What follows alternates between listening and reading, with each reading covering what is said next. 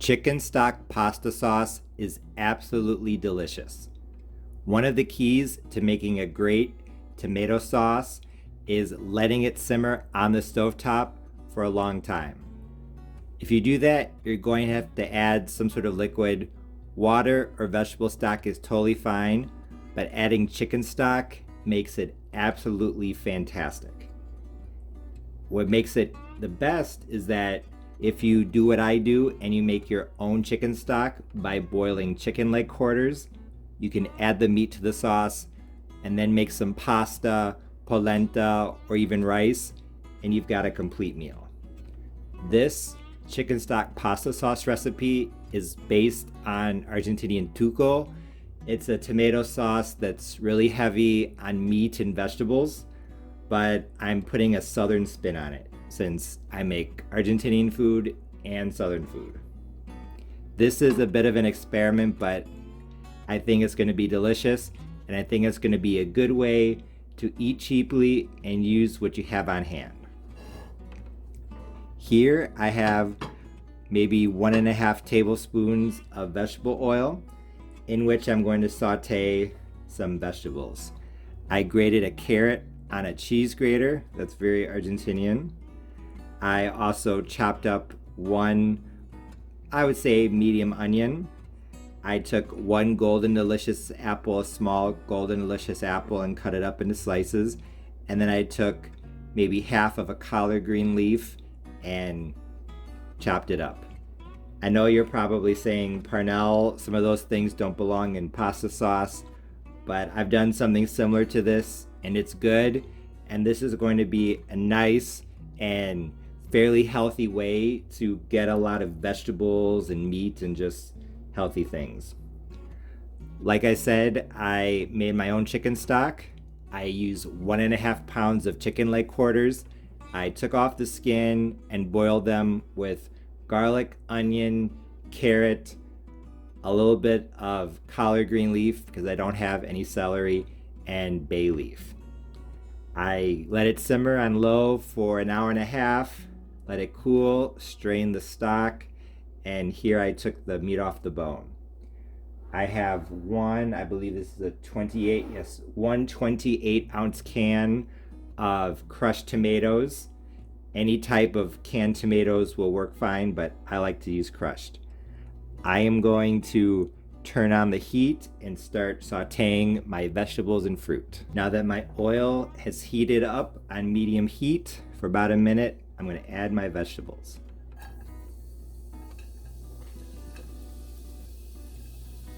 Just going to add everything to the pot, apples included, and saute for, I'm guessing, 5 minutes.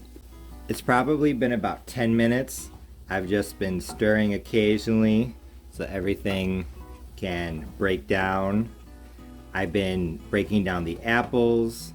I added a little more collard greens, so I would say 1 large collard green leaf. Like I say, this southern style inspired Argentinian tuco is going to have a lot of vegetables. Now I'm going to add my garlic. I am going to add 3 medium cloves of garlic, chopped. If you do not want this much, feel free not to add this much, but I like garlic. Helps to keep the vampires away. So I am going to cook this for about 1 minute. I was careful with the garlic. I'm adding it now because garlic can burn, so you don't want to cook it for too long. Now I'm going to add my chicken. So this is the chicken that I took off the bone. It's been about a minute. I've just been breaking down the chicken and mixing it in. I'm not trying to break it down totally because as it boils in the pasta sauce, it is going to break down. A lot of people add wine to their pasta sauce, and that's great, but I don't always have wine on hand. It's kind of expensive, so I'm going to use a substitute.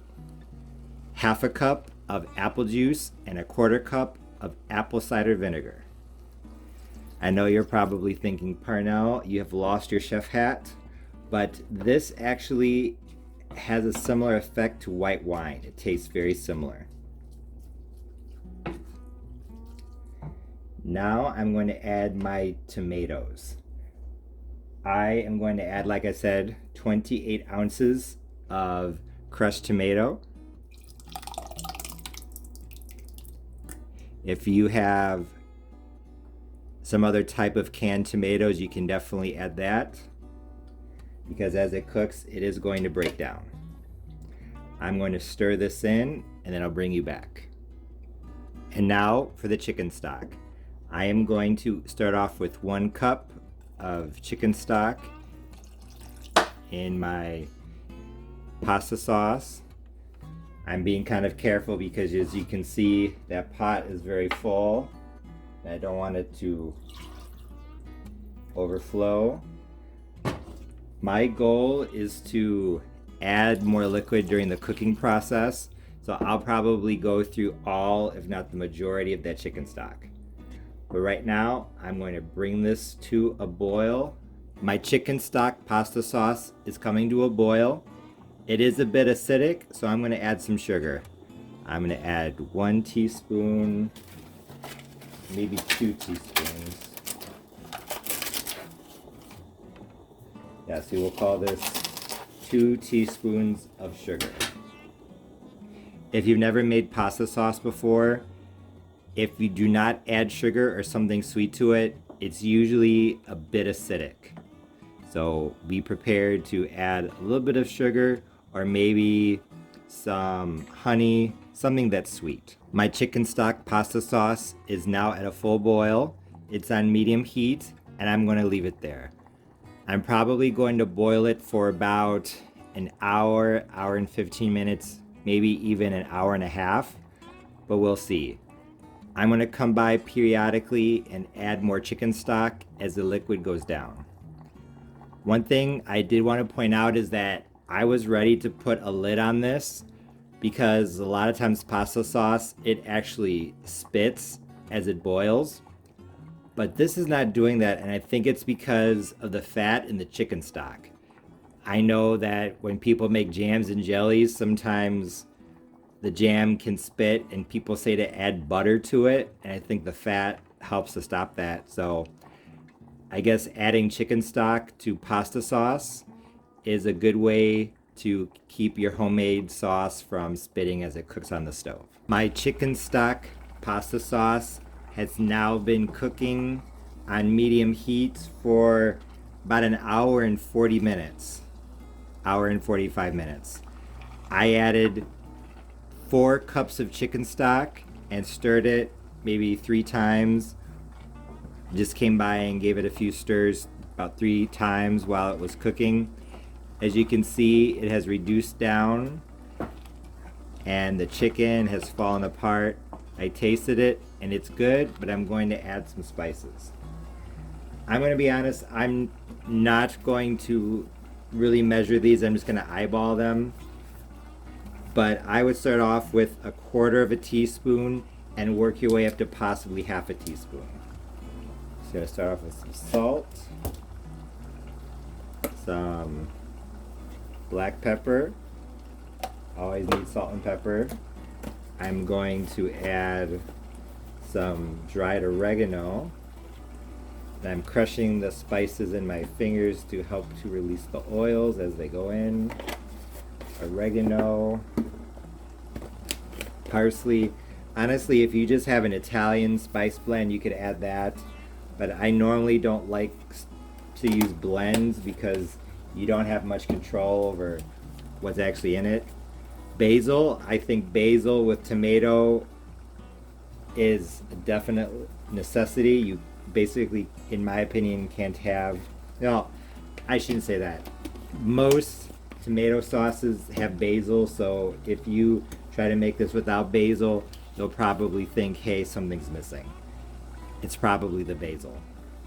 I'm going to add some onion powder, a little bit of garlic powder. I have some crushed red pepper off to the side that I could add, but I don't think I'm going to because I like things to be on the sweet side. I'm sure you're not surprised. I may or may not add it. I'll let you know. I'm going to let this cook down a little bit more just to get some of that tomato browned a bit on the bottom. I think that's really going to bring out the flavor. And then I might actually add the leftover chicken stock. There's 1 cup just to thin it out. Once it's gotten a little more flavor to it. I'm boiling water for some whole wheat rotini. It's almost time to eat. My chicken broth pasta sauce recipe was a big success. It was full of flavor because of all of the vegetables, spices, and the chicken. I know that apples and apple juice in pasta sauce is kind of odd for most people, but trust me, it definitely works in this and it adds another dimension to the flavor profile. I also really like the texture. Like I said, this is based on an Argentinian tuco, so it's a lot thicker and has a lot more vegetables than a traditional pasta sauce or spaghetti sauce in the United States. However, because of all the vegetables and all of the meat, if you pair it with a bowl of pasta like I did here, or you serve it over rice or some spaghetti, it's a full meal. The only thing that I would change about this recipe is that honestly, I would probably leave out the collard greens. Cooking them for so long changed the color. They were not the bright green that I thought they were going to be. They were kind of grayish. And even though I guess they didn't look bad, they weren't as appetizing as I was hoping they were going to be. So if you have some leftover celery, I think extra celery in this would work better. I know that a chicken broth based pasta sauce recipe is probably new for most of you, but trust me, it works really well. The chicken broth accentuates the tomato flavor and all of the other flavors without overpowering them. It's really hard to explain, but it works perfectly. What's great about this recipe is that it's relatively healthy and it's cheap. I know that a lot of people are trying to save money nowadays with prices going up, and I think that this is a good way to do that. With this recipe as a starting point, I'm sure that you can make use of what you have on hand.